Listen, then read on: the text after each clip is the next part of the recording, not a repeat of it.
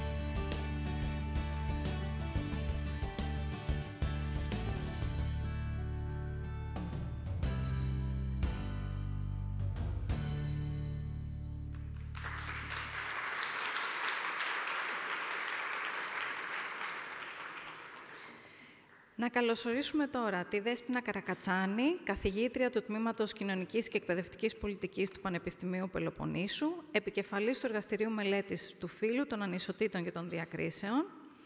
Σας ευχαριστούμε.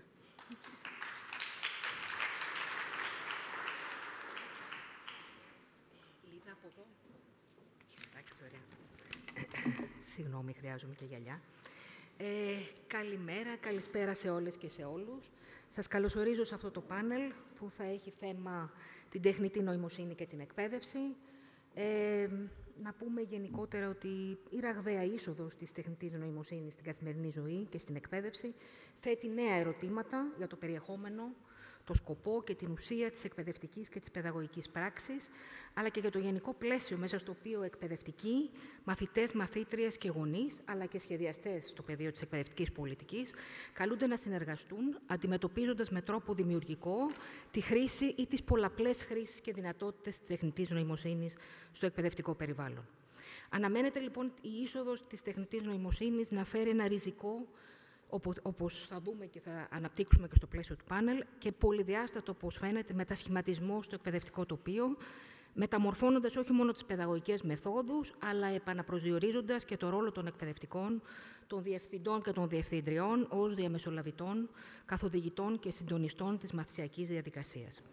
Η εκπαίδευση στην τεχνητή νοημοσύνη και, όπως θα δούμε, και η μηντιακή εκπαίδευση και αυτό που αναφέρθηκε σήμερα το πρωί, το AI literacy, δεν συνδέεται μόνο με τον ψηφιακό και τεχνολογικό γραμματισμό, αλλά με την καλλιέργεια ενός κριτικού γραμματισμού, την οικοδόμηση μιας σχετικής πολιτιότητας, την απόκτηση γνώσεων, την επεξεργασία αντιλήψεων, στάσεων και την εμπέδωση ηθικών αξιών. Συγγνώμη για την μεγάλη εισαγωγή. Θα συζητήσουμε το παραπάνω σκεπτικό και τον προβληματισμό για το ρόλο λοιπόν της τεχνητής νοημοσύνης στο πεδίο της εκπαίδευσης με εκλεκτούς συναδέλφους. Στο πεδίο αυτό την καθηγήτρια Ζωή Γαβριλίδου, παλιά συνάδελφος και χρόνια μαζί στην αφετηρία της καριέρας μας, που διδάσκει γλωσσολογία στο Τμήμα Ελληνικής Φιλολογίας του Δημοκρίτιου Πανεπιστημίου Θράκης και μέλος της ΕΘΑΕ, τον κύριο Σπύρο Δουκάκη, πρόεδρο του Ινστιτούτου Εκπαιδευτικής Πολιτικής. Κύριε Δουκάκη, καλώς ήρθατε, και καθηγητή στο Τμήμα Πληροφορικής του Ιωνίου Πανεπιστημίου, άρα άνθρωποι που εμπλέκονται στο πεδίο και έχουν πολύ μεγάλη γνώση στο χώρο αυτό.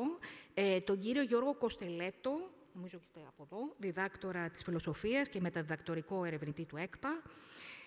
και τον φίλο και συνάδελφο Χρήστο Σκάρκο, δάσκαλο και διευθυντή του Δημοτικού Σχολείου Βίβλου της Νάξου. Άρα φιλοδοξούμε ότι σε αυτό το πάνελ και με τη δική σας στη συνέχεια αρρωγή και με τις ερωτήσεις σας, να φωτίσουμε το νέο αυτό πλαίσιο που διαμορφώνεται στην εκπαίδευση.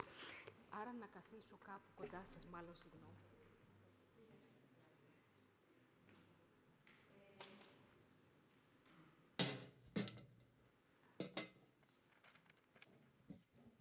Λοιπόν, αγαπητοί συνάδελφοι, καλώς ήρθατε σε αυτό το πάνελ. Ευχαριστούμε πολύ έτσι κι αλλιώς για την πρόσκληση σε αυτό το συνέδριο και σε αυτή την πολύ ενδιαφέρουσα θεματική, όπως ανέπτυξα και στην εισαγωγή.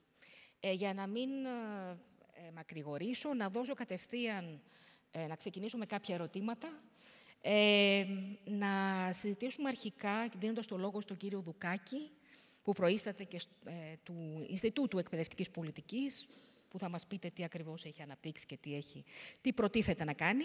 Ποιες είναι οι νέες συνθήκες που διαπιστώνετε ότι διαμορφώνονται από τη χρήση της τεχνητής νοημοσύνης στο εκπαιδευτικό πλαίσιο και την εκπαιδευτική διαδικασία. Εντοπίζετε θετικές ή και αρνητικές συνέπειες από τη χρήση της στη διαδικασία, στην εκπαιδευτική διαδικασία και τη μάθηση. Σας ευχαριστώ πολύ. Ωραία. Καλό μεσημέρι. Μάλλον πέρασε και η ώρα. Έχουμε πάει 2 παρά. Ευχαριστώ θερμά για την πρόσκληση. Χαίρομαι ιδιαίτερα που βρίσκομαι σήμερα εδώ μαζί σας, δίπλα στο Λύκειο Αριστοτέλη, σε μια εξαιρετική πραγματικά πρωτοβουλία που έχει στόχο τον άνθρωπο, με απόλυτη βέβαια προτεραιότητα στο παιδί. Και γι' αυτό θερμά συγχαρητήρια για την οργάνωση. Επιτρέψτε μου να αξιοποιήσω, παρότι μη φιλόλογος, μια φράση του Αριστοτέλη που λέει «Πας άνθρωπος φύση ορέγεται του ιδένε».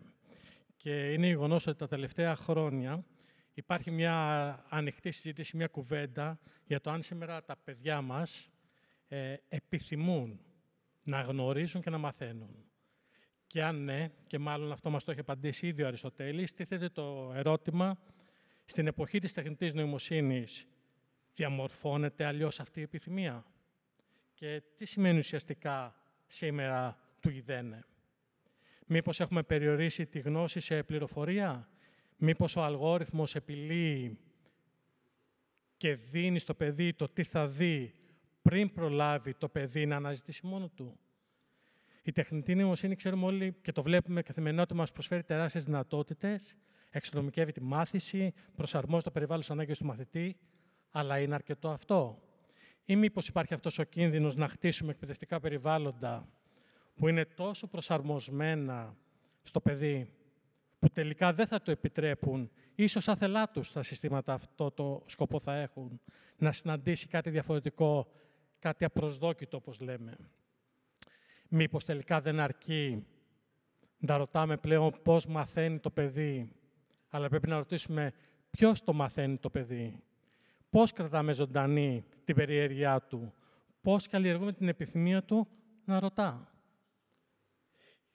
Και ως ερευνητής στο Εργαστήριο Βιοπληροφορικής και Ανθρώπινης Ηλεκτροφυσιολογίας στο Τμήμα Πληροφορικής του Ιωνίου Πανεπιστημίου, σε ένα εργαστήριο που μελετάμε την ανθρώπινη σκέψη, τον τρόπο που τα παιδιά μέσα από τις δραστηριότητες εργάζονται και λειτουργεί ο εγκέφαλός τους, βλέπουμε πόσο πολύτιμο είναι αυτό το που λέμε απρόβλεπτο. Η αληθινή γνώση, το ξέρουμε όλοι, ότι γεννιέται από την έκπληξη.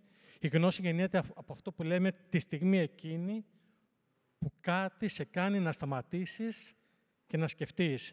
Μα τι συνέβη τώρα, μα γιατί είναι έτσι τα πράγματα? Άρα λοιπόν χρειαζόμαστε μαθησιακά περιβάλλοντα όπου το παιδί δεν παίρνει μόνο απαντήσεις, αλλά μαθαίνει και προβληματίζεται, όπου η τεχνητή νοημοσύνη δεν του λέει τι να σκεφτεί, αλλά του δίνει χώρο και να σκεφτεί και να ρωτήσει. Και μάλλον αυτό είναι και το βαθύτερο νόημα του ιδένε. Και τελικά, αν η τεχνητή νοημοσύνη αλλάζει τα εργαλεία μας, η βαθύτερη αποστολή μας ως εκπαιδευτικοί και ως άνθρωποι στην εκπαίδευση συνολικότερα παραμένει αναλύωτος ο ρόλος μας. Αποστολή μας είναι και παραμένει να ανάβουμε αυτό που λέμε σπίθες στα παιδικά μυαλουδάκια. Να καλλιεργούμε ουσιαστικά τη σκέψη τους και όχι να την προκαθορίζουμε και εν τέλει να εμπνέουμε την περιέργειά τους ώστε να φωτίσουμε το μέλλον τους. Γιατί για όλους μας φαντάζομαι ότι το σχολείο δεν είναι ένας χώρος όπου το παιδί μαθαίνει απλώς τι υπάρχει στον κόσμο, αλλά μαθαίνει, ή τουλάχιστον θέλουμε να μαθαίνει, πώς να στέκεται μέσα στον κόσμο, πώς να θέτει ερωτήματα, πώς να σκέφτεται κριτικά και πώς να λειτουργεί δημιουργικά. Γι' αυτό και επιτρέψτε μου έναν ονοσταχασμό και ένα κάλεσμα προς όλους μας, είτε εκπαιδευτικοί που είμαστε εδώ πέρα, είτε γονείς που είμαστε εδώ πέρα, είτε και σε εμάς που την τρέχουσα περίοδο έχουμε αναλάβει να σχεδιάσουμε την εκπαιδευτική πολιτική στο Ινστιτούτο Εκπαιδευτικής Πολιτικής. Ας αγωνιστούμε για να διατηρήσουμε το δικαίωμα των παιδιών στο απρόβλεπτο. Ας εμπιστευτούμε την περιέργειά τους, ας φροντίσουμε ώστε η τεχνητή νοημοσύνη να είναι ένα εργαλείο ελευθερίας και όχι ένα εργαλείο προσαρμογής, γιατί μόνο τότε η γνώση θα είναι πραγματικά επιθυμητή και η εκπαίδευση πραγματικά ανθρώπινη. Ευχαριστούμε πολύ.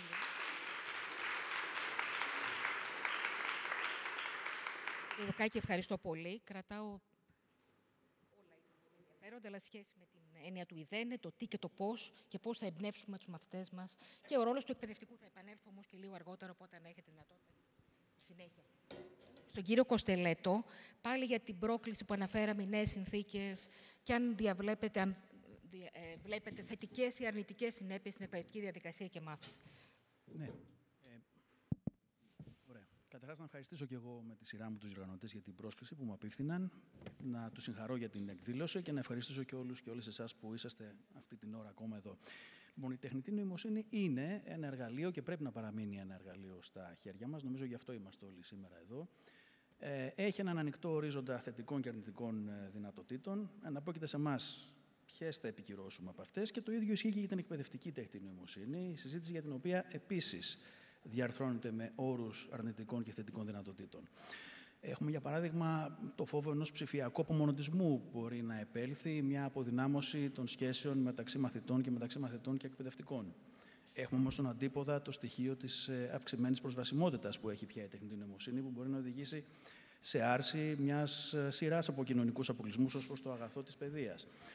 Το στοιχείο της εξατομικευμένης μάθησης, το στοιχείο της παιχνιδοποίησης, όλα αυτά εισάγονται από την τεχνητή νοημοσύνη και ενισχύονται στην εκπαιδευτική διαδικασία. Απ' την άλλη, έχουμε και εύλογους προβληματισμούς περί παραβίασης της ιδιωτικότητας των μαθητών και όλη αυτή η συζήτηση περί της ανάγκης προστασίας των προσωπικών τους δεδομένων, φόβους περί της υπερεξάρτησης των μαθητών από την τεχνητή νοημοσύνη, που μπορεί να οδηγήσει σε γνωσιακή ατροφία. Η όλη συζήτηση που γίνεται ειδικά για την παραγωγική τεχνητή νοημοσύνη και τα ωφέλη που μπορεί να ακομίσει στην εκπαιδευτική διαδικασία έχει βάση. Πλην όμως πρέπει να γνωρίζουμε τις διαδικασίες. Η παραγωγική τεχνητή νοημοσύνη βασίζεται ως επιτοπλίστων σε συστήματα βαθιάς μάθησης που είναι αδιαφανή, λόγω υπερβολικά σύνθετης αρχιτεκτονικής. Επομένως, έχουμε εδώ και αυτό το γνωστό και πολύ σωστά, πολύ εύλογο αίτημα περί μιας διαφανούς τεχνητής νοημοσύνης. Θα οδηγήσει σε ασφαλή χρήση, θα οδηγήσει σε ορθό ηθικό και νομικό καταλογισμό, θα οδηγήσει σε εντοπισμό διαφόρων μορφών προκατάληψης που είναι ενδεχομένως δομικά ενσωματωμένες στην τεχνητή νοημοσύνη. Και τέλος, και αυτό είναι ένα στοιχείο που θα ήθελα να τονίσω, θα οδηγήσει και σε μια πιο ενήμερη, άρα και πιο γόνιμη συμμετοχή γονέων, εκπαιδευτικών και φυσικά των μαθητών σε ένα δημόσιο διάλογο που πρέπει να έχουμε για τη διαμόρφωση της εκπαιδευτικής τεχνητής νοημοσύνης. Οπωσδήποτε εδώ διαφαίνεται ένα αίτημα ψηφιακού εγγραμματισμού προς την τεχνητή νοημοσύνη και για τους μαθητές και για τους γονείς και για τους εκπαιδευτικούς. Είναι, θεωρώ, βασικό προαπαιτούμενο για μια επωφελή ενσωμάτωση της τεχνητής νοημοσύνης στην εκπαίδευση. Ένα άλλο βασικό προαπαιτούμενο είναι να έχουμε έναν διαρκή εποπτικό μηχανισμό που θα καταγράφει τις ανάγκες του εκπαιδευτικού μας συστήματος. Το έχει προτείνει και το ΙΕΠ αυτό, το έχει προτείνει και η Εθνική Επιτροπή Βιοειθικής και Τεχνοειθικής. Επιπροσθέτως, θα διενεργεί πειραματικούς ελέγχους ως προς τις επιπτώσεις και τις ιδιότητες των προσχρήσεων προτινόμενων συστημάτων. Και εδώ μπορώ να παραπέμψω στα σχετικά άρθρα του AI Act για τα ρυθμιστικά δοκιμαστήρια ή για τους απευθείας ελέγχους σε πραγματικές συνθήκες. Και τέλος, άπαξ και τεθούν κάποια εξ αυτών των συστημάτων σε εφαρμογή, θα πρέπει οπωσδήποτε να καταγράφει διαρκώς το αποτύπωμα που έχουν και στην εκπαίδευση και στην κοινωνική ζωή. Θα ήθελα να τονίσω επίσης και το κομμάτι της ψυχολογίας μαθητών, γονέων και καθηγητών που πρέπει με κάποιο τρόπο να παρακολουθείτε. Θα ήθελα να κλείσω με το εξής. Δεν θα πρέπει να βιαστούμε να στριμώξουμε τις ανάγκες της εκπαίδευσης στις ιδιαιτερότητες των ήδη υφιστάμενων συστημάτων τεχνητής νοημοσύνης. Τουναντίον, πρέπει να διαμορφώνουμε διαρκώς την τεχνητή νοημοσύνη επί τη βάση των αναγκών της εκπαίδευσης. Και νομίζω ότι προς τούτο είναι εξόχως αισιόδοξο, τουλάχιστον για την ελληνική περίπτωση, ότι θα λειτουργήσει από του χρόνου στη χώρα μας ένα εκ των ευρωπαϊκών εργοστασίων τεχνητής νοημοσύνης. Για την αποτύπωση, αλλά και για το διατάφτα, τι μπορούμε να κάνουμε, την καλύτερη διαχείριση και ως προς τη διαφάνεια και ως προς την ηθική διάσταση της χρήσης της τεχνητής νοημοσύνης στο εκπαιδευτικό περιβάλλον. Να απευθυνθώ τώρα στην κυρία Γαβριλίδου, ρωτώντας την πώς μπορεί να διαμορφωθεί ένα εκπαιδευτικό πλαίσιο που να ενσωματώνει την τεχνητή νοημοσύνη με ένα κριτικό, δημοκρατικό και καινοτόμο τρόπο. Ποιες θα μπορούσαν να είναι, και αυτό είναι που ενδιαφέρει και εμένα προσωπικά ιδιαίτερα, οι παιδαγωγικές διαστάσεις. Υπάρχουν κάποιες παιδαγωγικές αρχές που πρέπει να λαμβάνουμε υπόψη μας. Δέσποινα, ευχαριστώ πολύ για την ερώτηση και να ευχαριστήσω και εγώ θερμά για τη συμπερίληψή μου σε αυτό το πολύ ενδιαφέρον πάνελ. Η απάντηση στο ερώτημά σου είναι ότι αυτό μπορούμε να το καταφέρουμε μόνο με τον γραμματισμό στην τεχνητή νοημοσύνη και αυτό δεν αφορά μόνο τους εκπαιδευτικούς ή τους μαθητές, αφορά επίσης και τους γονείς, ακούστηκε εξάλλου. Αλλά τι είναι τελικά αυτός ο γραμματισμός, συζητούμε, αλλά δεν έχουμε καταφέρει να τον ορίσουμε.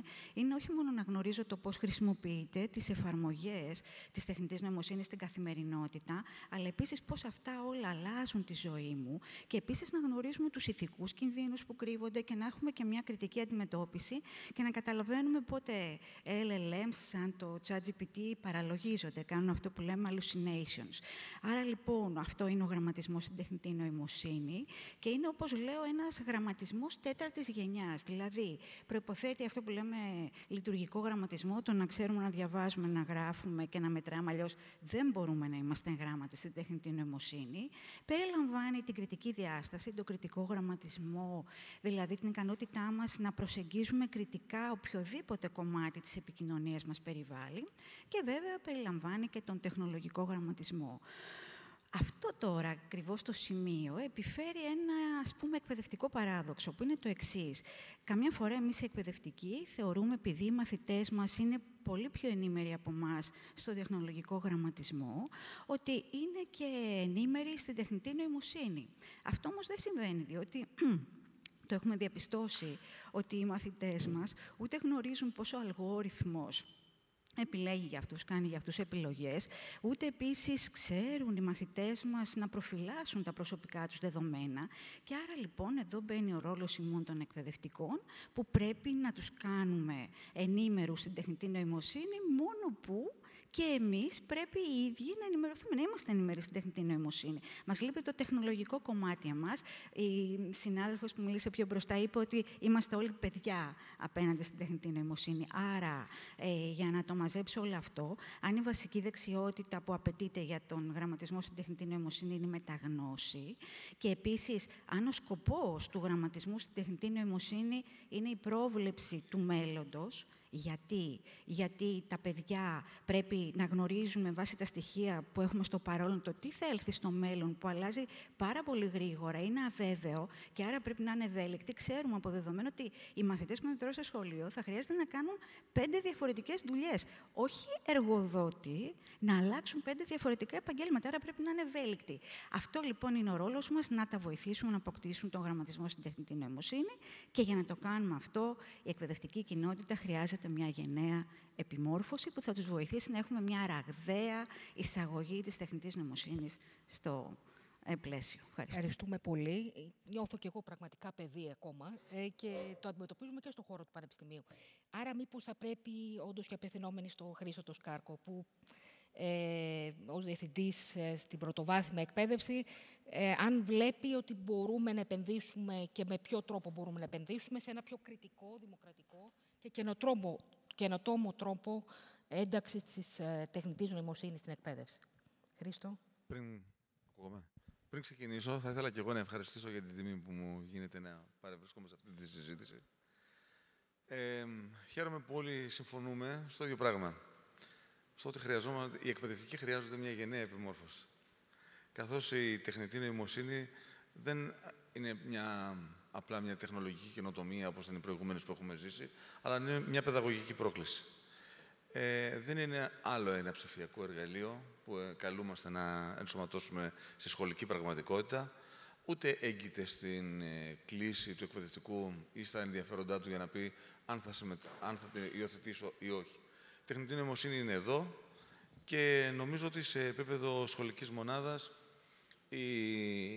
είναι επιβεβλεμένη η ενεργή συμμετοχή όλων των μελών της σχολικής κοινότητας για τη διαμόρφωση ενός πλαισίου που να αξιοποιεί την τεχνητή νοημοσύνη με τρόπο κριτικό, δημοκρατικό και καινοτόμο.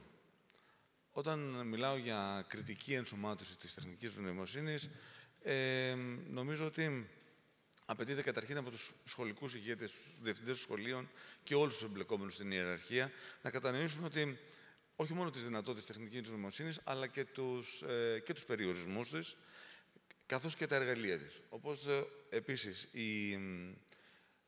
να μπορούμε να τσεκάρουμε την αξιοπιστία των δεδομένων που έχουμε κάθε φορά, να μπορούν να ετοιμαστεί το εκπαιδευτικό προσωπικό για την αποφυγή όλων των αλγοριθμικών προκαταλήψεων που ενδεχομένως είναι ενσωματωμένες μέσα σε αυτά και επίσης να προστατευτεί η ιδιωτικότητα των μαθητών.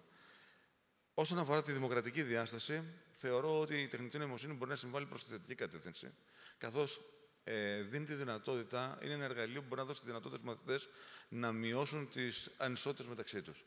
Εφόσον χρησιμοποιηθεί σωστά, ένας μαθητής ο οποίος βρίσκεται σε ένα ενδεχομένως μειονεκτικό περιβάλλον μπορεί να συμμετάσχει, να έχει έναν πολύτιμο βοηθό που θα προσαρμόζει την μάθηση ή θα προσαρμόζει τον ρυθμό μελέτης του στα δικά του τα δεδομένα. Και η καινοτομία έγκυται από την πλευρά των εκπαιδευτικών ότι πλέον καλούνται να δημιουργήσουν υλικό που να αξιοποιεί την τεχνητή νοημοσύνη. Δεν υπάρχει κάτι έτοιμο.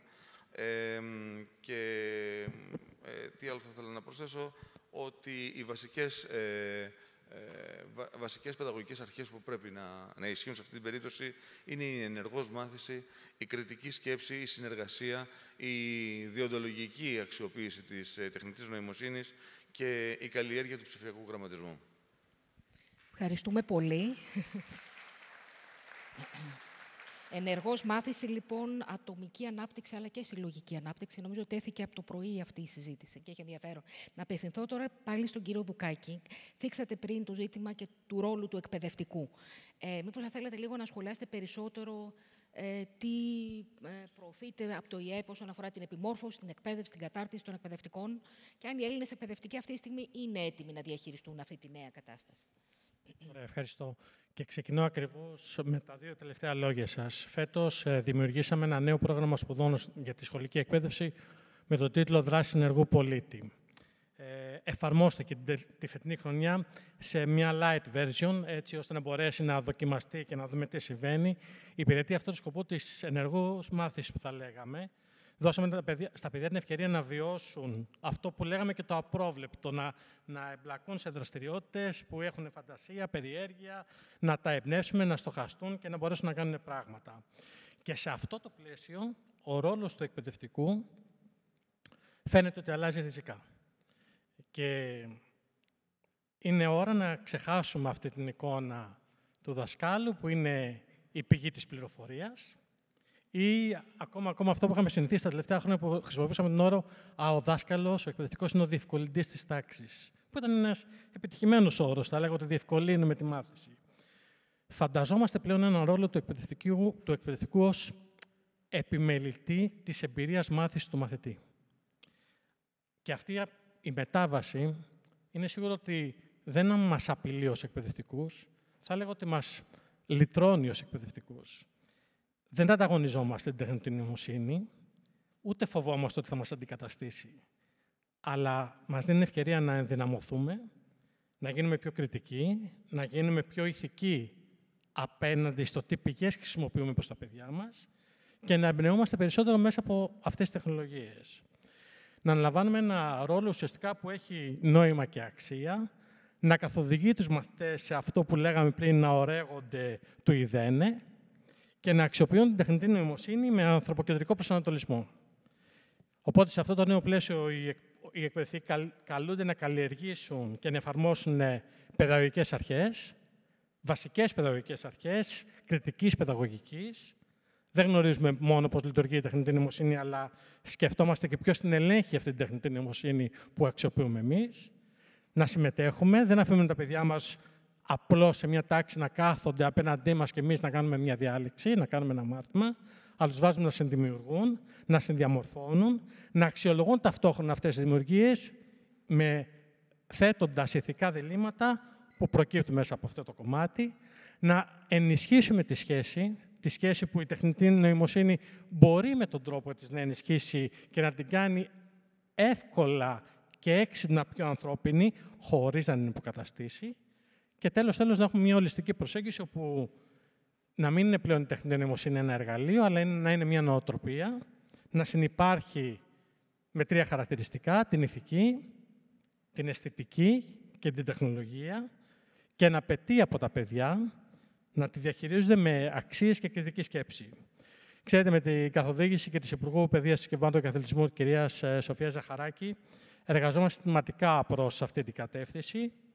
Ενισχύουμε τον εγγραμματισμό των εκπαιδευτικών στην τεχνητή νοημοσύνη, με έμφαση στην ηθική και ψυχοπαιδαγωγική διάστασή της, όχι με επιμορφώσεις αυτή τη στιγμή που απλώς καλύπτουν τα ζητήματα, αλλά καλλιεργούμε κουλτούρα ανοιχτότητας, συνεργασίας και αυτορύθμισης, για να προχωρήσουμε έτσι από τον απλό χειρισμό εργαλείων στην τεχνολογική παιδαγωγική ερμηνεία αυτών των μέσων και στο διδακτικό σχεδιασμό με νόημα. Ξέρετε, η τεχνητή νοημοσύνη δεν έχει αξίες, έχει αλγορίθμους. Και συνεπώς το σχολείο του αύριο δεν πρέπει να είναι ψηφιακό, αλλά πρέπει να είναι κριτικά ψηφιακό. Οπότε σε αυτό το κομμάτι θέλουμε να εργαστούμε. Έχουμε συνευθύνη να διατηρήσουμε το βλέμμα των παιδιών μας στραμμένο στον άνθρωπο, αυτόν μάλιστα που κρατά και διαχειρίζει στα χέρια του αυτό που λέμε σήμερα τεχνητή νοημοσύνη. Έχουμε υλοποιήσει 4 επιμορφωτικές δράσεις ήδη, έχουν ολοκληρωθεί. Θέλω να σταματήσω. Ωραία, εντάξει, κάνω μια παύση. Συγγνώμη, θα επανέλθουμε. Απλώς να δώσω το λόγο τώρα στην κυρία Γαβριλίδου. Κρατάω βέβαια αυτό που είπατε περί αλγορίθμου και αξιών. Χρειαζόμαστε όμως αξίες για να το διαχειριστούμε. Δεν ξέρω αν θέλετε, κυρία Γαβριλίδου, να κάνετε κάποιο σχόλιο σε σχέση με το υλικό, τα εργαλεία και τα προγράμματα που ενδεχομένως μπορούν ή πρέπει να γίνουν για την τεχνητή νοημοσύνη. Ναι, βεβαίως. Ναι, να ξεκινήσω με ένα σχόλιο και δεν ξέρω, Σπύρο, αν συμφωνείς μαζί μου, ότι έχουμε ακόμα ένα σχολείο που είναι ένα σχολείο γνώσεων, είμαστε πολύ καλοί στη γνώση, αλλά όχι σχολείο δεξιοτήτων. Δεν μπορούμε να μετωσιώσουμε δηλαδή τη θεωρία σε πράξη. Νομίζω ότι το μεγάλο στοίχημα και για το ΙΕΠ αλλά και για όλους τους θεσμούς είναι να καταφέρει να εντάξει την τεχνητή νοημοσύνη σε μια λογική που είναι μια λογική απόκτησης δεξιοτήτων στην τεχνητή νοημοσύνη. Και κατά την ταπεινή μου γνώμη, αυτό δεν μπορεί να γίνει βάζοντας ακόμα ένα αντικείμενο που θα το ονομάσουμε τεχνητή νοημοσύνη. Σκέφτομαι από τώρα, θα αρχίσουν οι φιλόλογοι να λένε και γιατί να πάρεις μια ώρα από τα φιλολογικά και να το βάλεις εκεί. Και τους μαθητές και τους μαθηματικούς, και γιατί να το πάρεις και να το κάνεις τεχνητή νοημοσύνη. Άρα λοιπόν, για μένα η λύση είναι να μπει σε μια λογική ολοκληρωμένης εκμάθησης περιεχομένου και τεχνητής νοημοσύνης, όπου σε κάθε μάθημα, στη φυσική, τη χημεία, τα μαθηματικά, τη γλώσσα, την ιστορία, ταυτόχρονα θα χρησιμοποιούν οι μαθητές την τεχνητή νοημοσύνη για να μάθουν. Αυτό σημαίνει ότι την τεχνητή νοημοσύνη, λοιπόν, την μαθαίνουμε χρησιμοποιώντας την και ταυτόχρονα μαθαίνουμε χρησιμοποιώντας την τεχνητή νοημοσύνη. Αυτό είναι πάρα πολύ σημαντικό. Τώρα, για να μπω και σε μια μεγαλύτερη λεπτομέρεια, το τι θα έπρεπε να έχει ένα πρόγραμμα σπουδών για να κάνουμε τα παιδιά μας εγγράμματος στην τεχνητή νοημοσύνη, οπωσδήποτε θα πρέπει να τα βοηθήσουμε να καταλάβουν πώς οι μηχανές αντιλαμβάνονται τον κόσμο και πώς προσλαμβάνουν δεδομένα, το πώς αναπαριστούν αυτή την πληροφορία, το πώς τη χρησιμοποιούν για να λαμβάνουν αποφάσεις. Επίσης, πώς επικοινωνούν οι άνθρωποι με τις μηχανές. Εδώ πέρα μπορούμε να σχολιάσουμε όλα εκείνα που συζητήθηκαν πιο μπροστά, ότι υπάρχουν παιδιά που κάνουν φίλους την τεχνητή νοημοσύνη γιατί δεν καταλαβαίνουν ότι είναι ρομπότ, ότι δεν έχουν συναισθήματα, δεν έχουν ηθικές αξίες, όπως είπες πιο μπροστά. Και το τελευταίο, βέβαια, να καταλάβουν οι μαθητές πώς όλο αυτό επηρεάζει τον κόσμο. Και αν έχω μισό δευτερόλεπτο ακόμα για το σχολείο του μέλλοντος, όταν πάω στα σχολεία και τους κάνω μια δράση στους μαθητές, ρωτάω τι σας αρέσει από το σχολείο του σήμερα. Και μου λένε το διάλειμμα που συναντιόμαστε με τους μαθητές μας και γνωρίζουμε άλλα παιδιά κτλ. Μην χάσουμε αυτή την κοινωνικοποίηση, πρέπει να είναι βασικός πυρήνας στο σχολείο του μέλλοντος. Και να είμαι βέβαιη ότι είμαστε σε καλά, έχουμε είναι σε καλά χέρια η διοίκηση του ΙΕΠ και θα μας βοηθήσει σε αυτό. Ευχαριστώ πολύ στον κύριο Κοστελέτο να επανέλθω, ρωτώντας τον και πάλι αυτή την εκπαιδευτική φιλοσοφία που πρέπει να αλλάξει. Είστε στον χώρο του Πανεπιστημίου και εγώ το αντιμετωπίζω εκεί. Λέτε ότι θα πρέπει να έχει ξεκινήσει νωρίτερα και πώς μπορούν να συνομιλήσουν διάφορες βαθμίδες στο πεδίο αυτό. Ναι. Νομίζω ότι τουλάχιστον θεωρητικά μπορούμε να σκεφτόμαστε σε δύο άξονες, αν και εν τέλει οι δύο άξονες στην πράξη τέμνονται, όπως είπε πολύ σωστά η κυρία Γαβριλίδου. Ο ένας είναι ο άξονας που μπορούσαμε να αποκαλέσουμε εκπαίδευση με την τεχνητή νοημοσύνη. Σε αυτή την περίπτωση, η τεχνητή νοημοσύνη είναι το μέσον εκπαίδευσης. Και ο άλλος άξονας είναι αυτός που λέμε εκπαίδευση για την τεχνητή νοημοσύνη. Οπότε η τεχνητή νοημοσύνη είναι το αντικείμενο εκπαίδευσης. Ως προς τον πρώτο άξονα, μόνο μία παρατήρηση. Θα πρέπει να εστιάσουμε πολύ προσεκτικά καταρχάς στο ερώτημα του γιατί. Γιατί θέλουμε πράγματι την τεχνητή νοημοσύνη να ενσωματωθεί ως εργαλείο στην διαδικασία της εκπαίδευσης, τι έρχεται όντως να προσφέρει, και μετά θα είμαστε και έτοιμοι να πάμε στο ερώτημα του πώς, με ποιο τρόπο θα την ενσωματώσουμε γόνιμα στην διδασκαλία του εκάστοτε μαθήματος. Ως προς τον δεύτερο άξονα που θέλω λίγο παραπάνω να εστιάσω, το εκπαίδευση για την τεχνητή νοημοσύνη, έχουμε, και αυτό υπόθηκε και από τους προαλήσαντες, δύο μέριμνες. Τη μέριμνα της απόκτησης θεωρητικών αλλά και πρακτικών δεξιοτήτων για την απομέρωση των μαθητών, χρήση αλλά και κατανόηση σε επιστημονικό επίπεδο της τεχνητής νοημοσύνης. Και υπάρχει και η μέριμνα που θα αποκαλούσαμε ηθοπλαστική, η μέριμνα της τεχνοηθικής. Επίσης αναφέρθηκαν τα ηθικά ζητήματα. Έχουμε λοιπόν την ανάγκη κατανόησης των ηθικών, νομικών και γενικότερα κοινωνικών ζητημάτων που εγείρει η τεχνητή νοημοσύνη. Αμφότερες αυτές οι μέριμνες θεωρώ ότι πρέπει να διακρίνουν όλες τις βαθμίδες εκπαίδευσης. Φυσικά με κατάλληλη προσαρμογή της ορολογίας και του τρόπου και της ανάλυσης. Μένοντας λίγο παραπάνω στο κομμάτι της τεχνοηθικής, για παράδειγμα, στην δευτεροβάθμια θα μπορούσε κανείς να φανταστεί την επιτέλεση μεικτών ωρών διδασκαλίας, όπου ο φιλόλογος συνυπάρχει με τον καθηγητή πληροφορικής και συνδιδάσκουν το μάθημα. Ή μπορεί να αποφασίσουμε ότι πάμε σε αποκλειστική διδασκαλία μόνο από τον έναν ή από τον άλλον. Σε όποια λύση και αν πάμε, είτε στις μεικτές ώρες, οπότε θα πρέπει να έχουμε και μία lingua franca μεταξύ φιλολόγων και καθηγητών πληροφορικής, είτε σε αποκλειστική διδασκαλία μόνο από τους μεν ή μόνο από τους δε, χρειάζεται οπωσδήποτε και στην τριτοβάθμια εκπαίδευση μια προσαρμογή του προγράμματος, οπωσδήποτε η ενσωμάτωση του αντικειμένου της τεχνοηθικής τόσο στις σχολές των θετικών επιστημών. Ενδεχομένως εδώ θα πρέπει το μάθημα αυτό να επικουρείται από κάποια προπαρασκευαστικά μαθήματα σε βασικές έννοιες ηθικής και δικαίου, μια εισαγωγή σε βασικές έννοιες ηθικής και δικαίου, όσο και στις σχολές των ανθρωπιστικών επιστημών, όπου πρέπει να υποστηρίζεται αυτό το μάθημα από μαθήματα εισαγωγή σε βασικές έννοιες τεχνητής νοημοσύνης, των ψηφιακών τεχνολογιών και της τεχνολογίας γενικότερα. Αυτή η διεπιστημονική προσέγγιση απαιτείται στην τριτοβάθμια, καταρχάς για να ευαισθητοποιήσουμε τους φοιτητές μας σε ζητήματα τεχνοηθικής, αφετέρου για να προετοιμάσουμε τους εκπαιδευτικούς του αύριο, οι οποίοι θα θεραπεύσουν το αντικείμενο της τεχνοηθικής σε όλες τις βαθμίδες, και βεβαίως να προετοιμάσουμε και τους ερευνητές που θα το μελετήσουν. Δεν νοείται τεχνοεπιστημονική πρόοδος δίχως την ταυτόχρονη καλλιέργεια μιας επίγνωσης περί των συναφών ηθικών και νομικών ζητημάτων. Ευχαριστούμε πολύ, και να απευθυνθώ και στον κύριο Σκάρκο άλλη μια φορά, ρωτώντας τον άλλο εταίρο της εκπαιδευτικής κοινότητας, τους γονείς. Πώς θα τους εμπλέξουμε, πώς θα τους εκπαιδεύσουμε ή θα τους συνεκπαιδεύσουμε, γιατί γίνεται μεγάλη συζήτηση για συνεκπαίδευση σε άλλα πεδία διαπολιτισμικής που ασχολούμαι εγώ. Άρα λοιπόν πώς θα γίνει αυτή η συνεκπαίδευση, αν θεωρείται αναγκαία, και μετά να μιλήσουμε ίσως και για την οπτική των μαθητών, και θα έχουμε και τη δυνατότητα μετά να δούμε και ένα μικρό βίντεο από το σχολείο σας. Ευχαριστούμε. Νομίζω ότι η εμπλοκή των γονέων στην όλη διαδικασία είναι δεδομένη. Ειδικά στην βαθμίδα από την οποία προέρχομαι και εκπροσωπώ αυτή τη στιγμή, δεν νοείται, νομίζω, κάποιος μαθητής του δημοτικού σχολείου να μελετάει μόνος του ή να διαβάζει μόνος του ή να μην έχει καμία επαφή με την οικογένεια. Κατά συνέπεια, όταν συζητάμε λοιπόν για κάτι νέο, το οποίο έρχεται να αλλάξει τα δεδομένα της εκπαιδευτικής πραγματικότητας, είναι απόλυτα δεδομένο ότι εμπλέκονται σε αυτή την ιστορία και οι γονείς.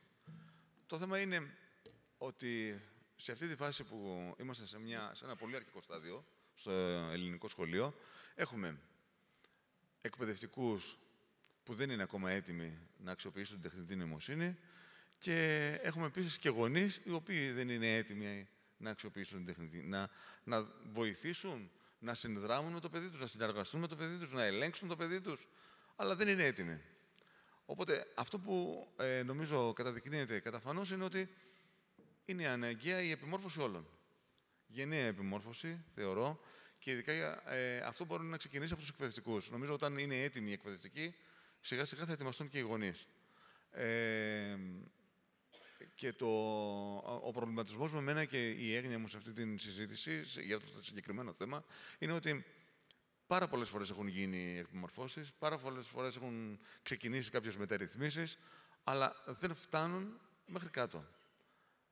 Νομίζω ότι επειδή το συγκεκριμένο ζήτημα έχει άλλες διαστάσεις, θεωρώ ότι σε αυτή τη φάση θα πρέπει και να επιμορφωθούν οι εκπαιδευτικοί και να ελέγχεται το πόσο, να το παρακολουθούμε τέλος πάντων, κατά πόσο είναι έτοιμοι και πόσο αξιοποιούν, για να μπορέσουν να ετοιμάσουμε και τους γονείς που θα πρέπει να σταθούν δίπλα στους μαθητές. Ευχαριστώ πολύ. Ευχαριστούμε συνολικά όλους. Να δώσουμε λίγο το λόγο τώρα στο κοινό, μήπως έχετε ερωτήματα με βάση αυτά τα οποία υπόθηκαν. Οπότε μετά να έχουμε και ένα νέο κύκλο απαντήσεων. Τώρα με το μικρόφωνο δεν ξέρω πώς θα...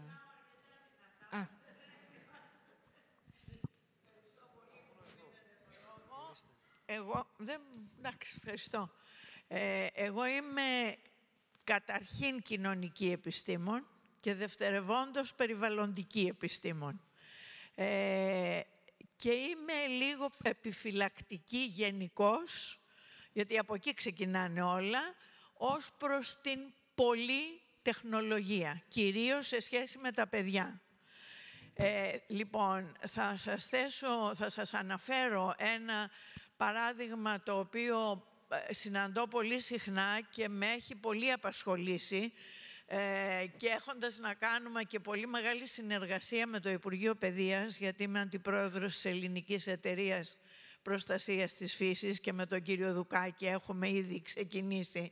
Λοιπόν, αυτή η εικόνα που βλέπω σε καφετέριες, σε μπαράκια νέων παιδιών, κυρίως τα πρώτα χρόνια του γυμνασίου, εκεί είναι αυτή η τρυφερή ηλικία, που βγαίνουν την Παρασκευή το βράδυ, το Σάββατο το βράδυ, βγαίνουμε έξω, πώς λέμε, να πάμε να δούμε την παρέα μας. Και δεν υπάρχει επικοινωνία μεταξύ των παιδιών. Είναι με τα κινητά και δεν ανταλλάσσουν μία κουβέντα. Βέβαια, δεν έχει να κάνει άμεσα με το θέμα της τεχνητής νοημοσύνης. Αλλά θα ήθελα να ακούσω από εσάς που είστε πολύ πιο εξειδικευμένοι στο θέμα αυτό, πώς δεν θα επηρεάσει αρνητικά τα παιδιά μας στην επικοινωνία τους, στην συνεργασία με τον φίλο, με τον συμμαθητή. Είπανε, βγαίνουν να βγούμε στο διάλειμμα. Εμάς κάνουν σαν τρελά να συμμετάσχουν στις δράσεις της εταιρείας, των εκπαιδευτικών προγραμμάτων. Και μήπως επίσης, και κλείνω, γιατί μου την έδωσε την ερμηνεία ειδικός, ψυχίατρος, κάποιος ανέφερε, πού οφείλεται αυτή η τόσο εκτεταμένη πια βία μεταξύ των ανηλίκων? Και η απάντηση ήταν στην διάλυση της οικογένειας και αυτής της επαφής. Ευχαριστώ πολύ. Θίξατε αρκετά ζητήματα και τα οποία νομίζω ότι χρειαζόμασταν ένα άλλο και καινούριο πάλι και πολλή ώρα για να τα απαντήσουμε. Υπάρχουν άλλα ερωτήματα? Ναι. Πολύ ωραία. Γεια σας. Ευχαριστούμε πολύ για το σχολείο του μέλλοντος όπως το περιγράψατε. Είμαι διευθυντής του 5ου Προτύπου Γυμνασίου Χαλκίδας.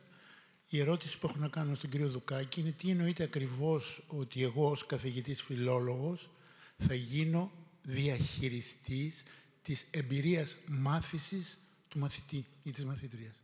Ευχαριστώ. Συγγνώμη, γιατί δεν έχουμε καλή οπτική. Ναι, σας ακούμε. Αυτό σημαίνει ότι είμαι καθηγητής, οπότε το έχω να μιλάω δυνατά. Πρώτα θα ήθελα να πω ένα ευχαριστώ στον κύριο Δουκάκη. Και θέλω να πω ευχαριστώ στον κύριο Δουκάκη γιατί σε μια περίοδο που τα πάντα αλλάζουν, που είμαστε, όπως λένε οι μαθηματικοί, σε ένα σημείο καμπής, έχουμε έναν άνθρωπο ηθήνοντα, ο οποίος έχει όραμα. Ανεξάρτητα αν αυτό το όραμα θα υλοποιηθεί, οφείλουμε να είμαστε ευγνώμονες που σε αυτή τη δύσκολη περίοδο έχουμε έναν τέτοιον άνθρωπο. Όμως, θα ήθελα να σας πω κάτι. Επειδή έχω συμμετάσχει σε διάφορα φόρα, Υπάρχει ένα πρόβλημα. Μιλάμε για τη νέα γενιά χωρίς να είναι παρούσα η νέα γενιά. Μιλάμε για το νέο σχολείο χωρίς να είναι παρόντες οι καθηγητές. Η πλειοψηφία, και εδώ όπως και στα υπόλοιπα, ήταν πανεπιστημιακοί, άνθρωποι επιχειρήσεων, από το επιχειρήν. Ελάχιστοι ήταν οι άνθρωποι που είναι άμεσα ενδιαφερόμενοι με το τι πρόκειται να γίνει την επόμενη μέρα. Και αυτοί είναι οι μαθητές και οι δάσκαλοι. Εγώ θα ήθελα να πω επιγραμματικά, όσο μπορώ, ότι το υπάρχον σύστημα έχει αποτύχει, γιατί στα σημερινά παιδιά διαχρονικά, μία ερώτηση θα κάνω, που έχει σχέση και θα είναι ο επίλογος. Δεν τους μάθαμε, μάλλον δεν ασχοληθήκαμε στο τρίπτυχο. Μαθαίνω, σκέφτομαι, δημιουργώ. Το σχολείο, το παρόν σχολείο, αλλά και το σχολείο του παρελθόντος, ασχολιόταν μόνο να μάθει. Σας ευχαριστούμε πολύ. Δυστυχώς ο χρόνος... Ναι, εγώ βλέπω μπροστά μου ένα χρονόμετρο. Ένα θέμα στην τεχνητή νοημοσύνη, είναι κάτι που είπε και η κυρία Γαβριλίδου. Είναι να συνδυάσει, να κατορθώσει να συνδυάσει και να παράξει περιεχόμενο που να συνδυάζει το μαθαίνω, σκέφτομαι, δημιουργώ για τη νέα γενιά. Να δώσουμε στους ομιλητές τη δυνατότητα να απαντήσουν στα ερωτήματα. Κυρία Γαβριλίδου, θέλετε... Όχι, εντάξει. Κύριε Δουκάκη, υπήρξε μια... Πολύ ωραία. Εντάξει, μήπως να κλείνατε εσείς συνολικά, έτσι κι αλλιώς... Ναι, κύριε Κοστελέτε. Να απαντήσω στο ερώτημα, το πρώτο ερώτημα της κυρίας. Νομίζω ότι πρέπει κάποια στιγμή η συζήτηση για την τεχνητή νοημοσύνη να πάψει να πατά πάνω σε υποθέσεις και να αρχίσει να εδράζεται πάνω σε απτά, εμπειρικώς επιβεβαιωμένα δεδομένα. Έχουμε ένα έλλειμμα ως προς αυτό, ενδεχομένως γιατί η τεχνητή νοημοσύνη τρέχει πάρα πολύ γρήγορα και εσχάτως έχει ενσωματωθεί και στην εκπαίδευση. Γενικότερα αυτό το λέμε pacing problem, το πρόβλημα του βηματισμού. Τρέχει μπροστά η τεχνολογική πράξη και ακολούθως τρέχουν πίσω αστμένοντας όσοι προσπαθούν να την κατανοήσουν και να τη ρυθμίσουν. Είναι κρίσιμο για κάτι τόσο σημαντικό όπως είναι η ενσωμάτωση τεχνητής νοημοσύνης στην παιδεία αλλά και γενικότερα στη ζωή μας, να μην απεμπολίσουμε αυτή την πολύ χρήσιμη και παραγωγική για την ανθρωπότητα πρακτική που αναπτύξαμε με την εμπειρική επιστήμη του πειραματικού ελέγχου των υποθέσεών μας. Πρέπει να υπάρξει, και το έθεσα και στην αρχική μου τοποθέτηση, να υπάρξει ένας μηχανισμός πειραματικού ελέγχου, να δούμε πραγματικά ποιο είναι το αποτύπωμα της τεχνητής νοημοσύνης στις διάφορες πτυχές της ζωής μας και στην εκπαίδευση. Και εδώ έρχεται και ένα άλλο ζήτημα συναφές. Τώρα κλέβω λίγο το χρόνο, παρότι δεν ετέθη το ερώτημα, για να γυρίσω πίσω στον ψηφιακό εγγραμματισμό. Μιλήσαμε και για τα αριθμιστικά δοκιμαστήρια και για πειραματικούς ελέγχους. Θα κληθούν οι γονείς κάποια στιγμή να δώσουν συγκατάθεση για να συμμετάσχουν τα παιδιά τους σε τέτοιου είδους πειραματικές έρευνες. Διότι τα παιδιά δεν έχουν δικαιοπρακτική ικανότητα, έχουν οι γονείς. Άρα εδώ βλέπουμε έναν ακόμα τρόπο που έρχεται από την πίσω πόρτα η ανάγκη ψηφιακού εγγραμματισμού ως προς τους γονείς τουλάχιστον. Έχουμε, αν θέλετε, στο AI Act υπάρχουν οι διατάξεις περί το τι είδους διαφάνεια πρέπει να επιδεικνύει το κάθε σύστημα βάσει της επικινδυνότητάς του. Και λέμε στα υψηλού κινδυνού, μεταξύ των οποίων είναι και πολλά εκπαιδευτικά συστήματα, ότι πρέπει να παρέχεται ένα technical documentation, μια πλήρης τεχνική τεκμηρίωση του συστήματος και να κατανοεί ο χρήστης, να εξηγείται στο χρήστη πώς λειτουργεί το σύστημα. Χωρίς ψηφιακό εγγραμματισμό, η διαφάνεια είναι δώρον-άδωρον. Και χωρίς πειραματικό έλεγχο των υποθέσεών μας μπορούμε να μιλάμε για πάντα. Συγγνώμη, απλώς επειδή υπήρξε και ένα ερώτημα το οποίο δεν είχε διατυπωθεί και νομίζω σας ακούμε. Τώρα δεν σας έχω δυνατή φωνή. Λέγομαι Ειρήνη Καλτσά, μιλάω με μία διπλή ιδιότητα, την ιδιότητα της φιλολόγου, που έχει εφαρμόσει ένα πρόγραμμα στο οποίο συνδυαζόταν η τεχνητή νοημοσύνη με τη λογοτεχνία και κυρίως πιο ειδικά με τη δημιουργική γραφή και με την ιδιότητα της υποψηφίας διδάκτορα στο Πανεπιστήμιο Humboldt, με αντικείμενο πάλι τη σχέση δημιουργικής γραφής και... Αν θέλετε την ερώτηση μόνο... Ναι, η ερώτηση λοιπόν είναι η εξής. Πώς θα βοηθήσουμε τα παιδιά σε κάτι πάρα πολύ πρακτικό, το πώς θα κάνουν prompting, έτσι ώστε να μπορούν να λαμβάνουν τις απαντήσεις που είναι πρακτικές για τα ίδια. Το εκφράζω ως ανάγκη εκπαιδευτική και ημών διδασκόντων και πώς θα μπορούν να αντιλαμβάνονται τη δυσκολία που έχει η τεχνητή νοημοσύνη στο να εντοπίζει διαφορετικές σημασιολογικές αποχρώσεις στις λέξεις, ειδικά στα λογοτεχνικά κείμενα. Αυτό δηλαδή το εκφράζω ως ανάγκη εκπαιδευτική. Ευχαριστώ πάρα πολύ. Ευχαριστούμε πολύ. Να δώσω το λόγο στον κύριο Δουκάκη. Δεν ξέρω, ο κύριος Κάρκος θέλει κάτι να σχολιάσει πριν. Εντάξει. Ο χρόνος είναι αμήλικτος, οπότε... Θα χρειαστώ 2 λεπτάκια. Εντάξει, δώστε το μου, για να το κλείσουμε. Γιατί ακούστηκαν και διάφορα πολύ ενδιαφέροντα πράγματα και είναι πολύ σημαντικά. Κοιτάξτε, θα υποστηρίξω ότι χρειαζόμαστε λιγότερη τεχνολαγνία και περισσότερη παιδαγωγική φαντασία. Και δεν είναι απαραίτητη αυτή τη στιγμή ούτε η αλλαγή προσανατολισμού. Αυτό που είναι απαραίτητο είναι αυτό που έχει γίνει ήδη στο Ινστιτούτο Εκπαιδευτικής Πολιτικής, είναι ο αναπροσανατολισμός των προγραμμάτων σπουδών. Και επειδή αυτό έχει επιτευχθεί με ένα σημαντικότατο έργο που έχει γίνει τα προηγούμενα χρόνια και στο ΙΕΠ και στο Υπουργείο Παιδείας, έχουμε όλα τα νέα προγράμματα σπουδών προσβάσιμα, ανοιχτά και σύντομα έρχεται πρόσθετο συνοδευτικό υλικό, νέα σχολικά εγχειρίδια, νέα ψηφιακά αντικείμενα, που εκεί, όπως είπε η Ζωή και εκεί πρέπει να συμφωνήσουμε, χρειαζόμαστε θεματικές ενότητες να μπουν μέσα σε αυτά τα νέα υλικά που θα εγγύζουν την τεχνητή νοημοσύνη με ένα παιδαγωγικό τεκμηριωμένο πλαίσιο. Κριτικό και δημιουργικό συνάμα, το είπε και ο συνάδελφος πάνω. Το συζητάμε, το διερευνούμε και πάνω δουλεύουμε και το έχουμε συζητήσει κατά τύχη, το έχουμε συζητήσει και με τη Ζωή. Σήμερα, κατά τύχη, είχαμε εδώ πέρα μια τέτοια θεματική. Δηλαδή το ότι ακούσαμε τον Πρωθυπουργό, τα λόγια της Μπίμπαν, ήταν μάθημα για μας. Ήταν μάθημα και πραγματικά έχουμε υποχρέωση και φαντάζομαι ότι και το World Human Forum και ο Δημόκριτος θα μπορούσε να στηρίξει τη δημιουργία μικρών βίντεο από αυτά που ακούστηκαν σήμερα και αυτά να δοθούν προς τα σχολεία, προς την εκπαιδευτική κοινότητα. Να ακούν οι μαθητές τους πολιτικούς και τους ειδικούς, όχι ως πολιτικούς όμως και ως ειδικούς, ως ανθρώπους πρώτα απ' όλα, που σκέφτονται το καλό των παιδιών και των επόμενων γενιών. Είναι άνθρωποι που θέλουν να συνεισφέρουν ώστε μαθητές, γονείς και εκπαιδευτικοί να έχουν ευκαιρία για εκπαιδευτικές παρεμβάσεις με νόημα. Όμως, ξέρετε τι πιστεύω ότι χρειαζόμαστε κυρίως και πάνω απ' όλα. Και θα σας το πω με ένα προσωπικό βίωμα. Πριν από 15 περίπου χρόνια, όταν έγραφα το διδακτορικό μου, που ήταν το θέμα η τεχνολογική παιδαγωγική γνώση περιεχομένου των εκπαιδευτικών, είχα βρει ένα βίντεο. Ένα βίντεο που, επιτρέψτε μου να κάνω μια διασκευή αυτών που έλεγε, το κάνουμε ούτως ή άλλως στη γλώσσα πολύ συχνά στις πανελλαδικές εξετάσεις. Έλεγε, αγαπητοί εκπαιδευτικοί, αγαπητοί γονείς, μαντέψτε τι χρειαζόμαστε να κάνουμε στην εκπαίδευση.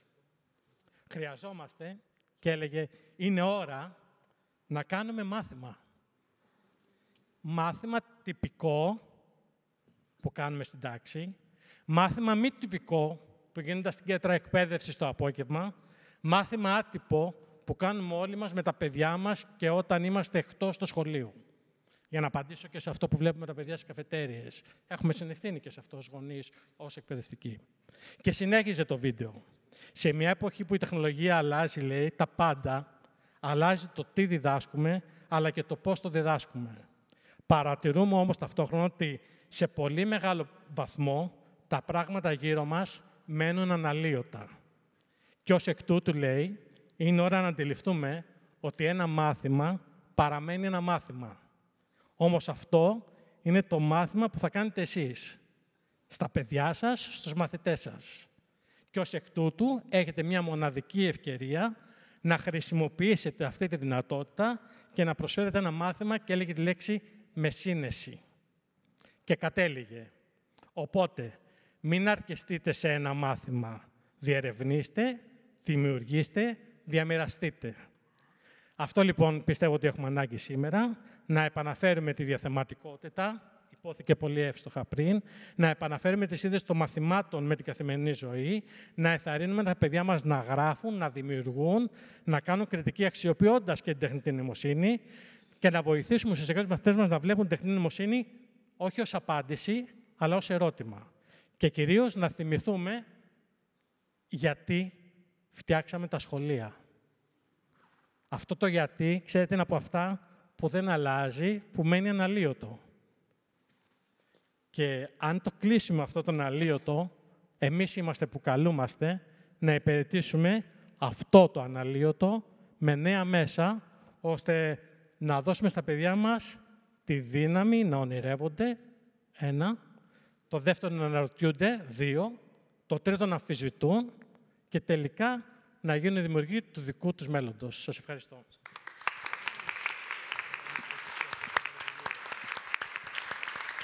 Τώρα έχει το λόγο. Τέλεια, ευχαριστούμε πάρα πολύ όλους και όλες για την πολύ ενδιαφέρουσα συζήτηση.